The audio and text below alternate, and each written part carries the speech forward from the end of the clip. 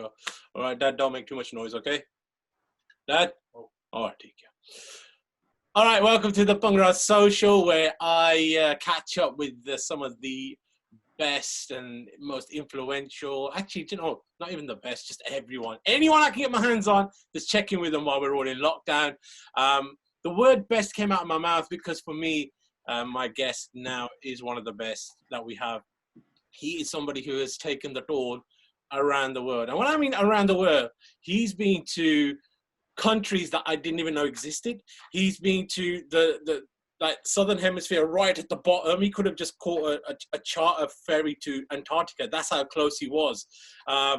Absolutely amazing drummer, someone who has very much inspired me, and really happy and honored to have a little bit of time to discuss some of his top fives with the one and only Johnny Kalsi, Dhol Foundation. How are you?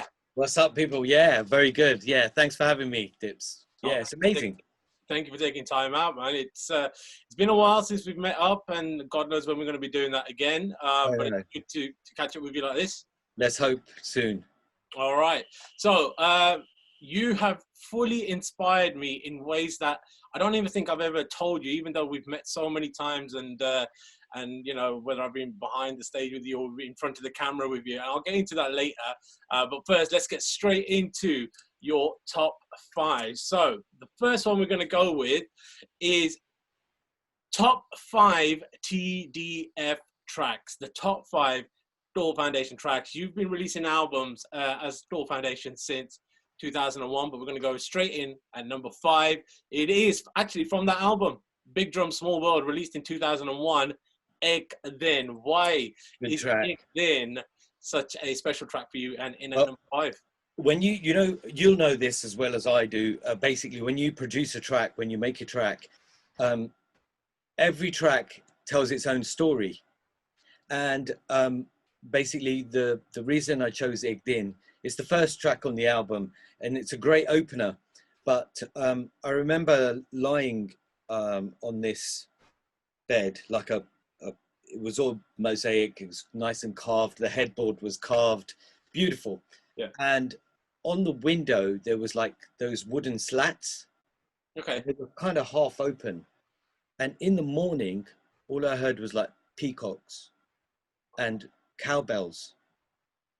And this was in Mumbai. And I was going to say, it wasn't West London, was it? No, it definitely wasn't West London. No. Or Handsworth. It wasn't Handsworth. Or Solihull. So basically, as I opened my eyes, I saw the rays from the slats from the window just coming in. And it was just such a beautiful sort of scene, a morning scene, typical morning. Is beautiful, really lovely. But the light that was coming through was golden, really golden. And so basically, I had this inspiration to write something like that, something that you could wake up to in the morning. And I was going to say, the thing with Dhol Foundation productions, it's obviously you've got your songs in there which are great, but you do something which I don't think many people do. You actually produce just music, and within that piece of music, you're kind of telling a story. I mean, how difficult or easy is that compared to just putting a song on where you've got chorus, verse, chorus, verse? So the difference between vocals and just writing a piece of music. When you write a piece of music, you have an image in your mind and you're painting a picture on a blank canvas, basically. That's what you're doing. And the idea is to get that picture across to the listeners. But the other idea of having an instrumental is so that they can paint their own picture. People, they come from all walks of life. They have their own stories to tell, and their own shoes have taken their own paths.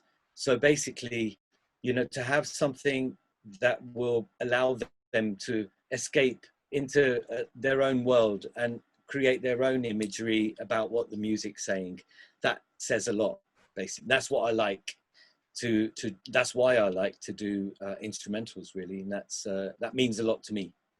I'm going to get full Bhangra geeky now. I remember just before the release of the album Big Drum Small World. I'm actually going to try and dig it out because I know I've still got it. I remember receiving a little promo, and it was this big. It was in a little cardboard, thing, and it had the little disc in it. Oh my God! I think I might have one. I think I've got it here somewhere as well. Oh. This is the best viewing, but I'm sure I've got it here. But I remember, I'm reaching on the shelves to see if I've got one, because it's not too far away. Oh my goodness. And I kept it. I've still got it. I remember it, and I was like, "Yo, this is cool!" Like, it was like the smallest of discs, and I was like, "How can you even play this CD?" And it was basically, I know, right? In the CD player, it had the little groove in the middle. Yeah, nobody realized. No one realized that when you open your CD tray, there's a smaller groove, which is still there. Any CD player, you just open it, and there's a smaller groove. But they didn't really take off, and that was for singles, so we put out a single little, and they were perfect to hand out. And we did I think we did about 2,000-3,000 of them, just a promotion, just to hand them out. I still remember it to this day. I'm going to try and pull it out, and I'll put a little. Yeah, you got it, man. It's like time. Coming in at number 4 is a track from your most recent album back in 2017. The album is Basant. The track is Progression.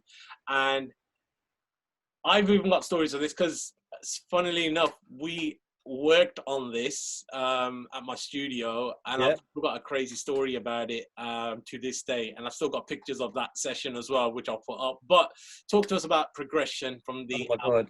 As I'm talking to you, I'm looking on my phone for this one clip, because after I did that session, I took the track to India. Okay. And I took it to Kittu Paji's studio in Ludhiana. Tejwan Kittu, yeah?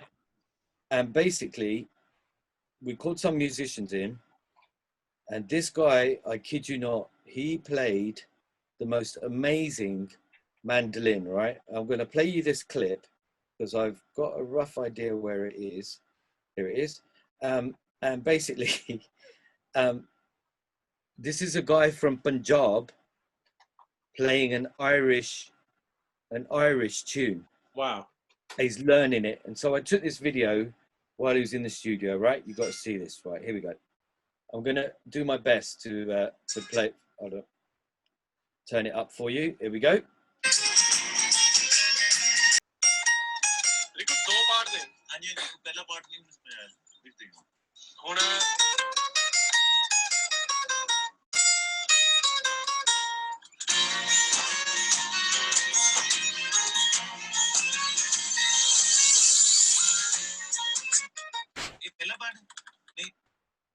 And then he does it full on.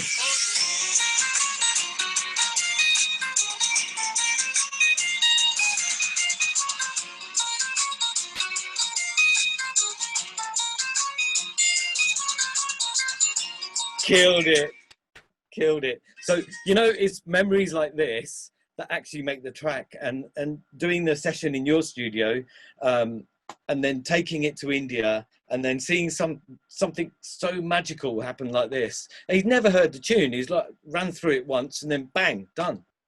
What was the vision behind this song, Progression? So there's a bit of a story behind it for the actual conception of the track. I had a show in Italy, and my regular fiddle player, she couldn't come, so basically she sent a dep, and then the dep sent me like an audition, if you like. On the audition, she played this tune, and she called it The Natural Progression. Wow. And then she sent a fast reel next to it, so they were kind of together, butted up together. When I heard the front tune, I went, this is a really lovely tune. Is it yours? And she went, no. She goes, there's a guy, his name's Declan Folan, and he wrote the tune. And that's where I started doing some investigation. And my dear friend Robbie Harris from Riverdance, he basically he's the man that knows everyone from everyone in Ireland. And I said, Robbie, I need this guy's number. His name's Declan Folan, fiddle player. He found him. Wow. Gave me his number. I phoned him up. And then I said, hi, is that Declan? He goes, hi, who's this? I went, it's Johnny Kalsi from the Afro Celt sound system. He wouldn't believe me. He fell off his chair. I said, I want to do one of your tunes for my album. Will you play it for me? He said, yeah, I'd love to. He goes, finally, some of my written work is getting out there. He goes, you're never going to believe this. Out of my whole album, it took me 2 hours to write that tune. It's the shortest tune that he ever wrote, you know. I was like, this is incredible. And then I did the rendition of it. And then sent it back to him after I went to India and sent the track back, and then he replayed it for the final. So Declan Folan, thank you so much. Progression was born. It's such a beautiful track. I love the album as well. Such a beautiful album. I remember that session. You kind of came down to Birmingham for a couple of nights. Yeah, Yeah. And the first thing you did when I opened the door to the studio, you brought in this big Japanese drum. Oh yes. And I was like, I've never recorded. What am I going to do with this? And I was like, okay, maybe he just brought it as a lucky charm with his espresso machine, and you know he brings it everywhere with him for recording. I don't know. Aikido Daiko, it's called. It's about this wide, but it's like 22, 24 inches like diameter, and that drum features on that track. Yeah, and I'll never forget it. And this is the beauty of experimenting in studio. So you bought it. It was a piece in your house. You brought it with you. Juggy's never played it. I've never recorded it.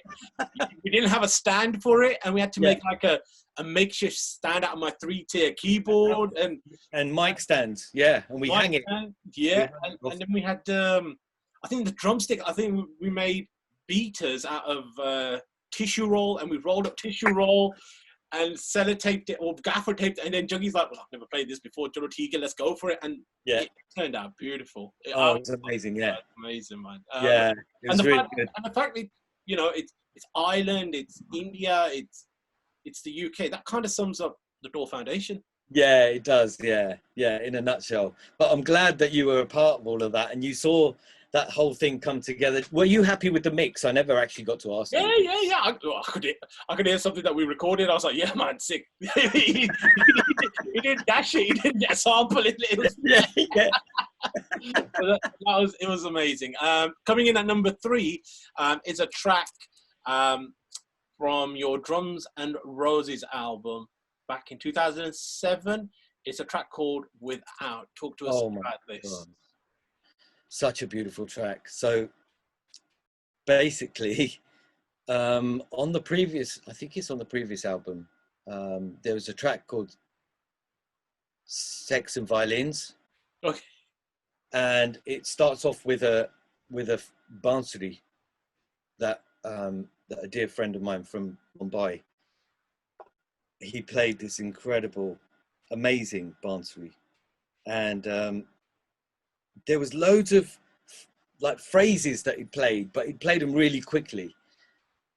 And I had to edit them all out. So if you imagine like rows of audio, all with like phrases quite close to each other, but there was like maybe 5 or 6 channels of just audio with just phrases everywhere. I was like, oh my God, because he played them on different size bansuris. So the big one was like, you know, his fingers were like far apart. He could just about reach the bottom one, you know, with his pinky. I remember listening to it and going, what am I going to do with this? Anyway, by the time I'd done the whole track, it was about 7 minutes long. No one listens to a track that's 7 minutes long, unless you're Bohemian Rhapsody or something. Anyway, so I took the intro and the outro out of that song and kept it really short. And then I had all these parts left and I didn't know what to do with them. So I went through all the phrases and pieced it all together and put a lovely soundscape behind it. And then I remember speaking to my friend, the Bond guy, David Arnold. And then I spoke to David and I said, David, can you, on your next session, because he works at Air Studios, right? He's got his own studio there. Air Studios is next to Abbey Road, for anyone that doesn't know. So he does all the film recording with live violins, like 70-piece orchestra and stuff. I said, can you just, you know, write some counterparts that go underneath the Bansuri? When you heard it, he said, Johnny, he goes, it's so beautiful. He goes, I don't want to mess with it. He goes, just leave it as it is. Wow. He goes, it's really lovely. And I went, are you sure, David? Because I would really love, I can hear an orchestra under it. He said, no. He goes, don't, you'll drown it. You'll drown the beauty and the essence of the whole track. So I left it as it was. And I called the track Without, because there's nothing on it. It's just that. But the beauty about that track, and when people listen to it, no, it's so seamless. No one will realize when he's picked up a lower Bansuri. He starts off on a high one, then he goes to a mid one, then he goes to the next one down, and then he finishes with the really big one. But what I did quite cleverly was, with the spacing, I started spacing them further and further apart. So the track actually naturally just slowed down towards the end. It's beautiful. Just when you hear it, it's one of those ones, you can use it for yoga, meditation. It's perfect. Or even perfect to just kind of have a nice relaxing wake up on a Sunday morning. You know, you can do that as well. It's amazing. Really good track.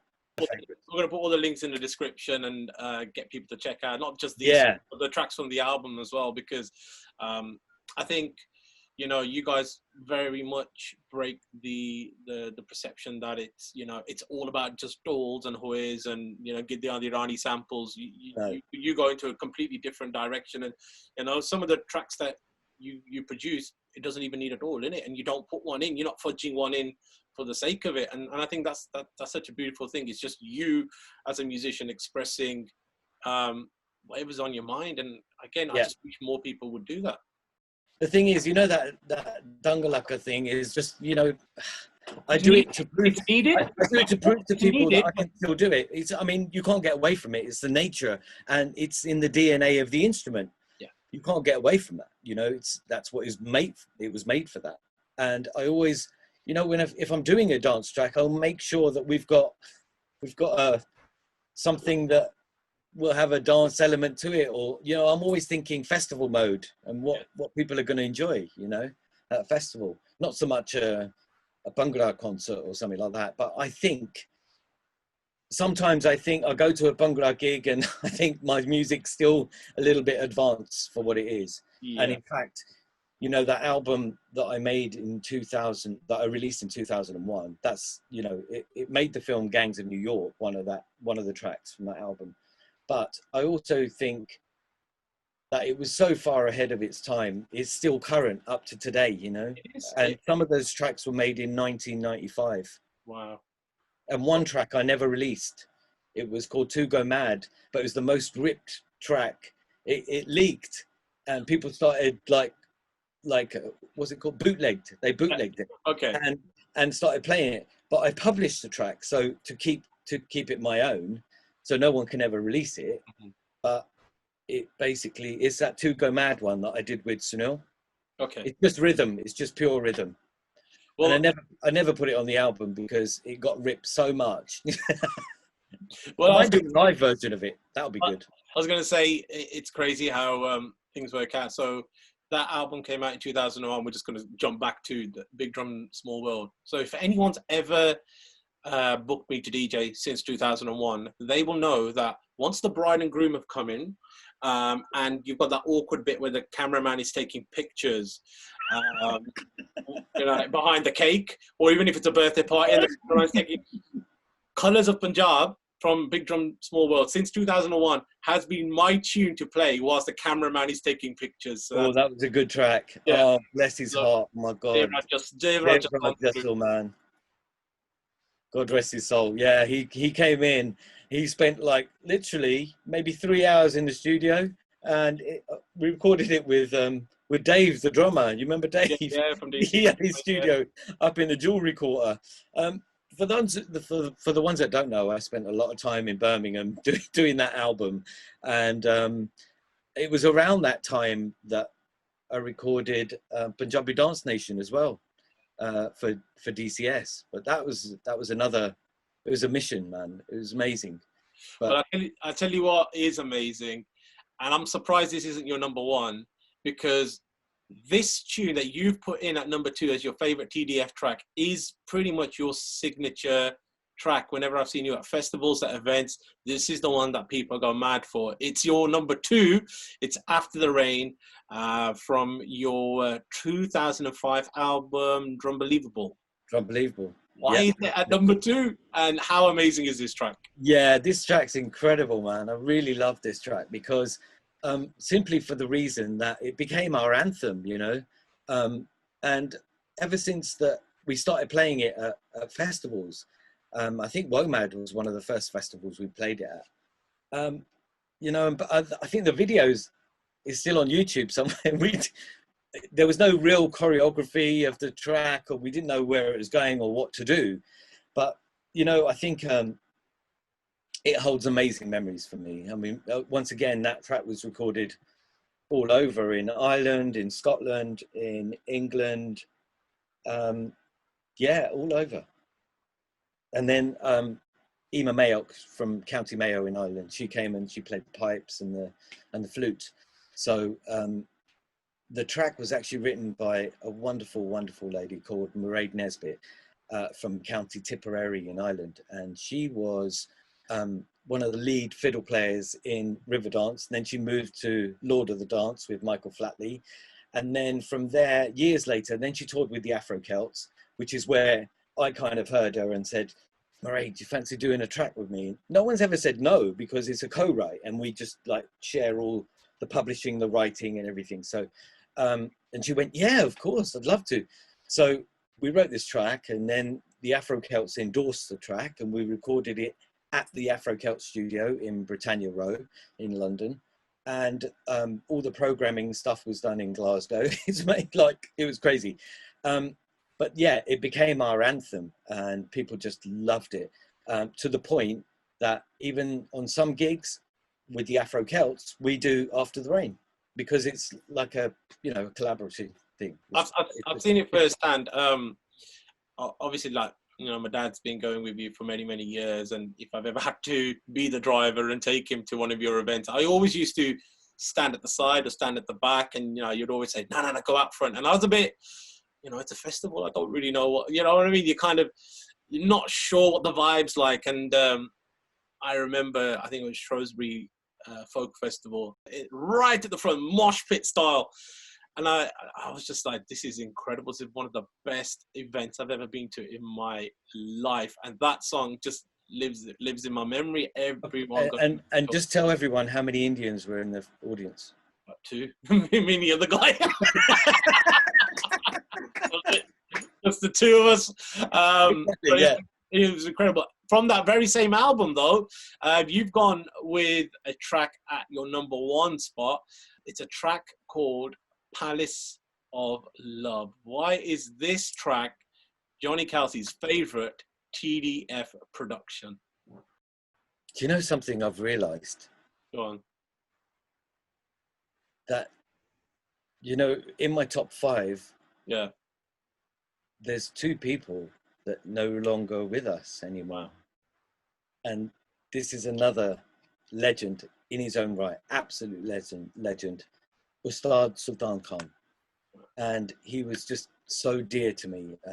And I befriended him quite a few years ago when he was touring with Zakir Bhai, because Zakir Hussain and Sultan Khan were the pair. It was like Ravi Shankar and Ustad Allah Rakha, you know, there was like, they were like a team, and they would tour everywhere.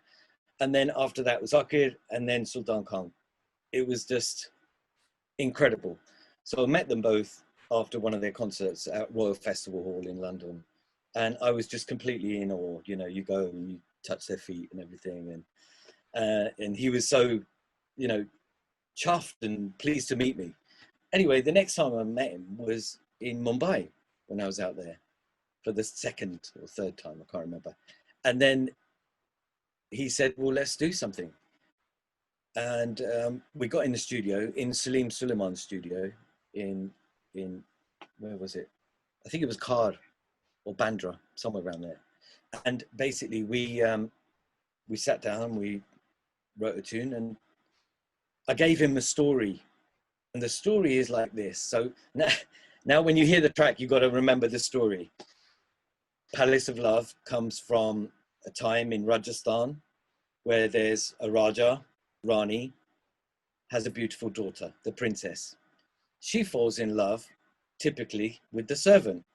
But the servant is very much the kind of Sinbad the Sailor type, you know, bit muscly, good looking. He's got all the, you know, like Aladdin. Yeah. Like that kind of a vibe to it. Okay. And I suppose it's that kind of a story. And then the opening scene is when the evil guy who, you know, the advisor to the Raja walks away from the court where the Raja Rani is stood. He's walking away, and all you see is the back of her head. You don't see her yet. And he walks away and gives her a sly look as he passes her, right? And she approaches her father and her mother. And this is the opening of the track. And as she approaches, you still haven't seen her face, only the veil at the back of her. He gives her one massive jabir like that. And she turns her face towards the camp. That's the first time you see her face. And that's within the first 5 seconds of the track. So immediately you've captured the audience, right? Now, I did look into doing a video in Rajasthan, in one of the palaces, with the Devdas crew. You know, the people that shot Devdas to film. 80 grand. 80 G's to shoot this whole video. I was like, that's not happening. I might as well go to next time Sutton Coldfield, somewhere. Find some manor house and do it there, and get Anu Bankir to be the Raja, and get Gurinder Chadha to direct it all. That. Anyway, so basically that's the opening, right? And then she gets confined to her quarters. So, but he's ready to meet her, and basically, so this is the story I had to explain to basically, the funny part is this. In the middle of the track, there's this mad Sarangi kind of solo where Sultan Khan takes and he plays this amazing,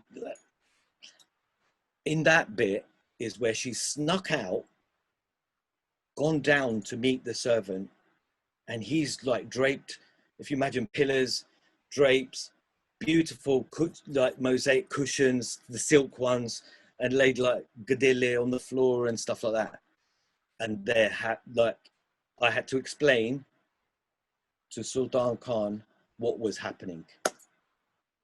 And I'm trying to break it to him, saying, "वो जो है ना, वो एक दूसरे से मिलते हैं और वो होंठों पे होंठ लाते हैं." And he goes, he goes, "Sex?" And I went, yeah, exactly that. That's the one. That's the one. Yeah. And then basically, so there's a full-on scene going on, right? And then after that, he's basically said, "Look, I can't offer you riches or anything, but I can give you all my love. Why don't you run away with me?" And then you hear her kunguru as she's walking in the track. You hear it. She's walking, she's thinking. And then the next thing you hear after that is the dhol coming in, and that's the gallop of the horse. Oh, wow. They're riding away from the palace. And then right at the end, there's like the outro of the Sarangi that comes back in, really sad and really kind of melancholy. And it's just the fact that all the servants have come around the area where they were, and they've picked up the sheets and they've gone, "Oh my God, they've gone." That's the story, Palace of Love. Deep. That's deep. It's deep, man. But when you got to remember that story when you hear the track, because the music completely dictates that image. And that was the story that I gave Sultan Khan, and he wrote this amazing tune that I got together with Salim Sulaiman and just produced this amazing track. It's one of my favorites and really close to my heart. All right. I think it might make a really good video, but I need 80 grand. So if anyone's out there, 80 G's, we can shoot it. I don't want to shoot it in like, you know, Solihull or anywhere like that. I can be the servant for 80 quid. This is true. You could, yeah. You might have to buff yourself up. I got the. No, maybe not. Maybe not.